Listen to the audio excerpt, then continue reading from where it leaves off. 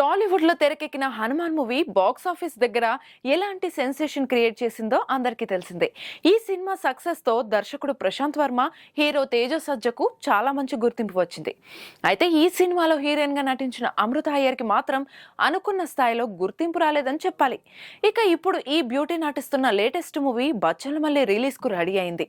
అల్లర్ నరేష్ హీరోగా నటిస్తున్న ఈ సినిమాలో అమృత అయ్యర్ కు మంచి స్కోప్ ఉన్న పాత్ర లభించింది.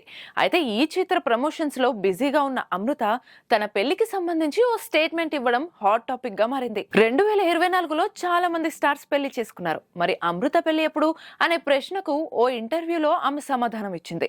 ఖచ్చితంగా 2025లో పెళ్లి చేసుకుంటానని అమృత క్లారిటీ ఇచ్చింది. అయితే సినిమా ఫీల్డ్ తో సంబంధం లేని వ్యక్తిని తాను పెళ్లాడుతానని, ఒకే రంగంలో ఉంటే మనస్పర్ధలు వస్తాయని, వేరువేరు రంగాల్లో ఉంటే మనస్పర్ధలు రావని ఆమె తెలిపింది. దీంతో అమృత అయ్యర్ తన వివాహంపై క్లారిటీ ఇచ్చేసిందని అభిమానులు సంతోషం వ్యక్తం చేస్తున్నారు.